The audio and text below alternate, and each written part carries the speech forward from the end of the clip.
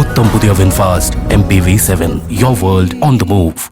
Welcome to IBS finance. என்எஸ்சியை பொறுத்த வரைக்கும் 24,216 மார்க்கெட் ஓப்பன் ஆச்சு. ஹை பார்க்குறப்ப 24,262, லோ 24,135. நிஃப்டி 50 முடிஞ்சதுன்னு பார்க்குறப்ப 50 புள்ளிகள் சரிஞ்சு 24,187 முடிஞ்சிருக்கு. மொத்த ட்ரேடான ஸ்டாக்ஸ் 3,436, அதில் அட்வான்ஸ் 1,810, டிக்ளைன் 1,504, அன்சேஞ்சு 122. அப்பர் சர்க்கியூட்டை ஹிட் பண்ண stocks 103, lower circuit 74, 52 week high 94, low 39. இன்னைக்கு பிராடர் மார்க்கெட் இண்டிசஸ்லயோ செக்டாரல் இண்டிசஸ்லயோ பெரிய வித்தியாசங்கள் எதுவுமே இல்லை. பிஎஸ்சி சென்செக்ஸை பொறுத்த வரைக்கும் 238 புள்ளிகள் சரிஞ்சு 77,470 முடிஞ்சிருக்கு.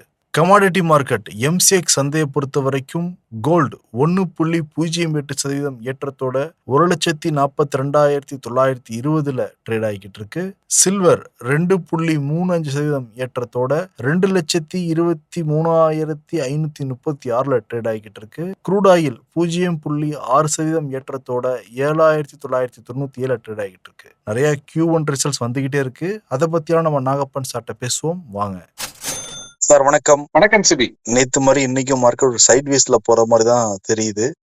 அட்வான்ஸ் டிக்ளைன்ல பாக்குறப்ப அப்படிதான் இருக்கு. Appar circuit, lower circuit, 52 week high மட்டும் கொஞ்சம் ஹை அதிகமா இருக்கு. அதே மாதிரி பிராடர் மார்க்கெட் இண்டிசஸ்லயும் செக்டாரல் இண்டிசஸ்லயும் எந்த விதமான பெரிய வித்தியாசங்கள் இல்ல. எப்படி சார் எடுத்துக்கிறது? இல்ல, நீங்க கரெக்டா மார்க்கெட்டை கெஸ் பண்ணி ரீட் பண்ணிருக்கீங்க.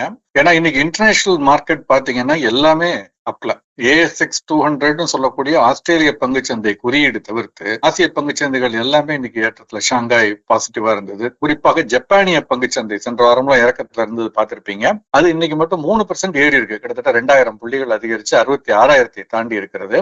ஐரோப்பிய பங்குச்சந்தைகள் எல்லாமே இன்னைக்கு பாசிட்டிவா தான் ஓப்பன் ஆகி நடந்துகிட்டு இருக்கு. அதே மாதிரி அமெரிக்க பங்குச்சந்தையினுடைய முன்பேர வணிகத்தினுடைய குறியீடுகள் எல்லாமே இன்னைக்கு ஒரு ரீசனபிள் ஏற்றத்துல இருக்கு. சோ நம்முடைய பங்குச்சந்தையும் இன்னைக்கு ஏற்றத்துல தான் இருந்திருக்கணும், சர்வதேச பங்குச்சந்தைகளை ஒட்டி அமைந்திருந்தால். ஆனால் இல்லைங்கிறது தான் நம்ம சென்ற வார கடைசியிலையும் பார்த்தோம், இப்பவும் பார்த்தோம். தொடர்ந்து வெளிவந்துகிட்டு இருக்கக்கூடிய காலாண்டு முடிவுகளுடைய போக்கை பொறுத்து அந்த பங்குகளுடைய வெயிட்டேஜ் சென்செக்ஸ்ல நிப்டியில எவ்வளவு இருக்குங்கிறத பொறுத்து மாறிக்கிட்டு இருக்குங்கிறத நம்ம பார்த்தோம். சோ அந்த ட்ரெண்ட் தான் இன்னைக்கும் தொடர்வதா நான் பாக்குறேன். குறிப்பாக இன்னைக்கு சென்செக்ஸ் எடுத்துக்கிட்டு பாத்தீங்கன்னா 200 புள்ளிகளுக்கு மேல இறங்கி இருக்கு. அதற்கு முக்கியமான காரணம் பாத்தீங்கன்னா HDFC வங்கியினுடைய அந்த வெயிட்டேஜ், அதனுடைய இறக்கம் மட்டுமே இன்னைக்கு ஒரு 200 புள்ளிகளுக்கு மேல் இந்த குறியீடு இறங்குவதற்கு காரணம். HDFC வங்கியினுடைய பங்கு 2% தான் இறங்கி இருக்கு, 761 ரூபாய் ஒட்டி இருக்கு. ஆனால் அதனுடைய வெயிட்டேஜ் காரணமாக 200 புள்ளிகளுக்கு மேல் சென்செக்ஸ் இன்னைக்கு இறங்கி இருக்கிறது. அதே மாதிரி ஸ்டேட் பேங்க் ஒரு 54 புள்ளிகள். இது ரெண்டையும் ரிமூவ் பண்ணிட்டு பாத்தீங்கன்னா இன்னைக்கு ஆக்சுவலா பங்குச்சந்தை ஸ்லைட்லி பாசிட்டிவ் அப்படின்னு தான் எடுத்துக்கணும். ஈவன் நீங்க கரெக்டா சொன்னீங்க, NSE பொறுத்த வரைக்கும்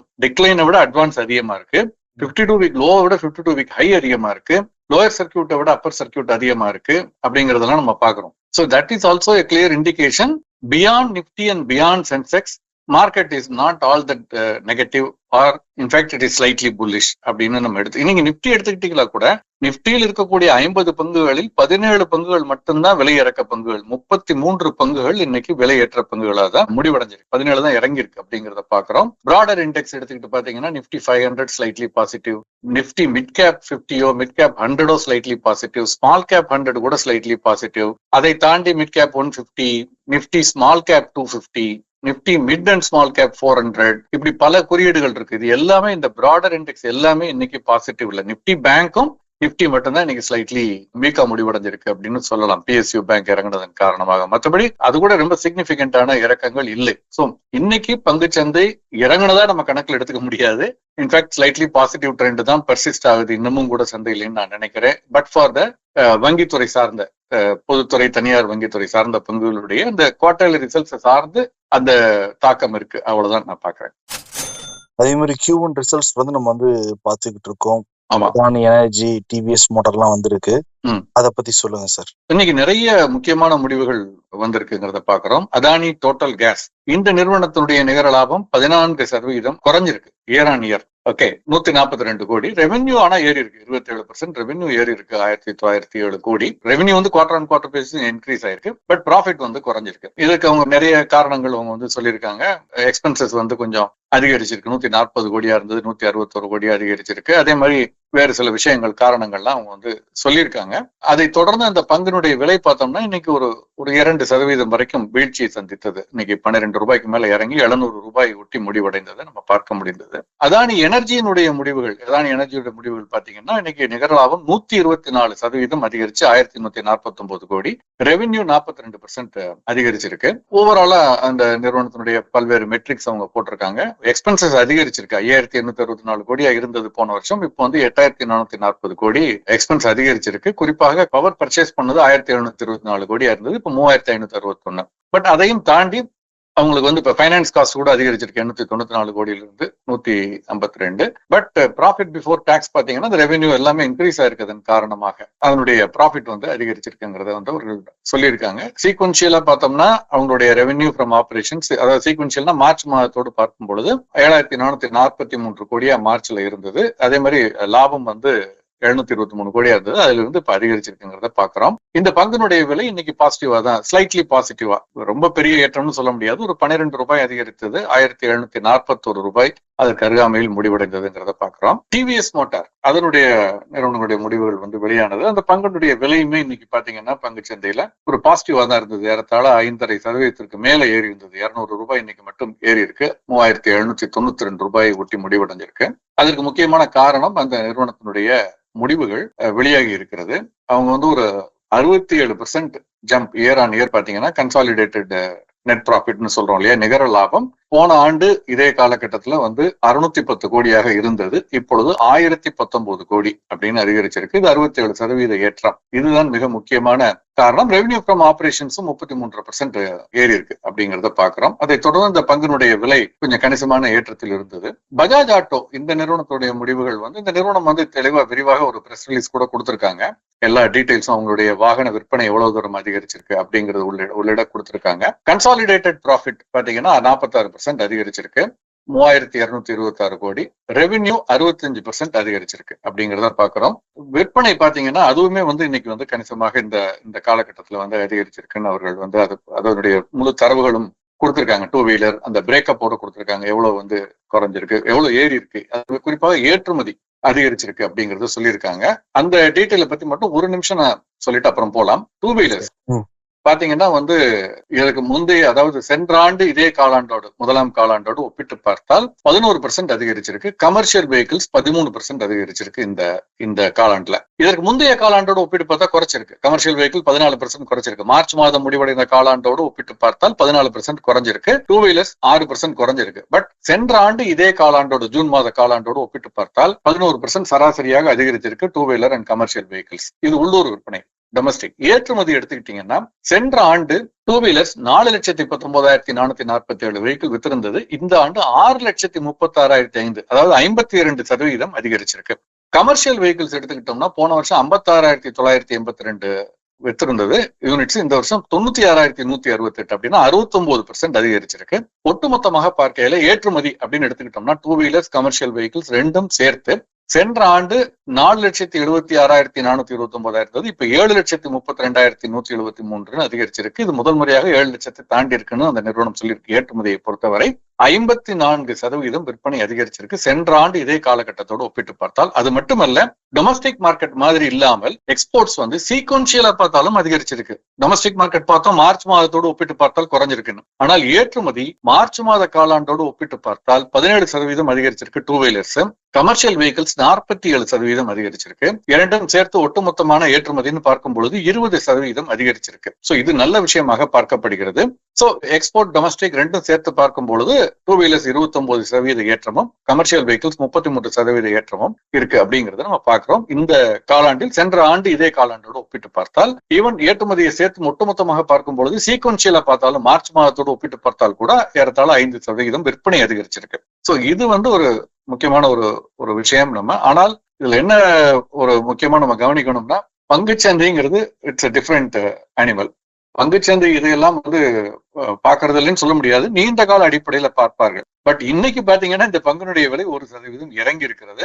செஞ்சிருக்கா? என்ன சார் சொல்றீங்க? எல்லாம் 50% மேல ப்ராஃபிட் எல்லாம் அப்படி இருக்கப்ப எப்படி சார்? அதுதான், அதனாலதான் இதை நான் இவ்வளவு தூரம் விளக்கமா சொன்னேன்னா, 100 ரூபாய்க்கு மேல் 119 ரூபாய் இன்னைக்கு closing rate. Last traded rate பார்த்தோம்னா 96 ரூபாய் குறைஞ்சிருக்கு அப்படிங்கிறத பாக்குறோம். ஒரே ஒரு காரணம் தான் எனக்கு தோன்றுகிறது, இந்த ரிசல்ட்டை ஓரளவு இந்த ரேலியை எதிர்பார்த்து சென்ற மாத கடைசியில் 9700க்கு கீழே இருந்தது. இந்த மாச துவக்கத்துல கூட பாத்தீங்கன்னா 3ஆம் தேதி அன்று 9800க்கு கீழே இருந்தது. அங்கிருந்து கிட்டத்தட்ட ஒரு 650-700 ரூபாய் அதிகரிச்சிருச்சு, ஒரு 7-8% அதிகரிச்சிருச்சு run up to the results. அதனால ஒரு வேளை ஒரு கரெக்ஷன் ப்ராஃபிட் புக்கிங்கிறது வந்திருக்கலாம். அதுதான் இதனுடைய ஒரே வாய்ப்பா தெரிகிறது. இந்த ரிசல்ட்டுக்காக இறங்குறதுக்கான வாய்ப்புங்கிறது மிக மிக குறைவுன்னு தான் நான் நினைக்கிறேன். இந்த ரிசல்ட் சந்தை எதிர்பார்த்த அளவு இல்லை அப்படின்னு சந்தையில சொல்லலாம். சந்தைங்கிறது தரகர்கள் பெரும் முதலீட்டாளர்கள் சேர்ந்ததுன்னு வச்சுக்கோங்க. அப்படின்னா அதுக்கு நம்ம என்ன பதில் சொல்ல முடியாது. பட் ரிசல்ட்டை பொறுத்த வரைக்கும் எந்த பழுதும் இல்லை. இதற்கு ஒருத்தான விலையா இல்லையாங்கிறது சந்தை தீர்மானம் செய்யும் நீண்ட கால அடிப்படையில. இன்னும் ஒரு முடிவு இருக்கு. CMPDI, இது சென்ற ஆண்டு தான் இது பொதுத்துறை நிறுவனத்துடைய பங்கு, கோல் இந்தியாவினுடைய துணை நிறுவனம், சப்சிடரி கம்பெனி. இது சென்ற ஆண்டு தான் பொதுமக்களுக்கு பங்குகளை வெளியிட்டது. 200 ரூபாய் கீழே தான் அந்த பங்குடைய இது வெளியிடப்பட்டது. பட் அதற்கு பிறகு கொஞ்சம் குறைஞ்சிட்டு வெளியிடப்பட்ட விலையை விட குறைந்து இப்பொழுது நல்ல கணிசமான ஏற்றத்துல இன்னைக்கு இருக்குது நம்ம பார்க்க முடிகிறது. அதனுடைய காலாண்டு முடிவுகள் வெளியாக இருக்கிறது. இந்த பங்கு இன்னைக்கு கிட்டத்தட்ட வணிகத்துல ஒரு 6-7% அதிகரிச்சதையும் பார்க்கிறோம்.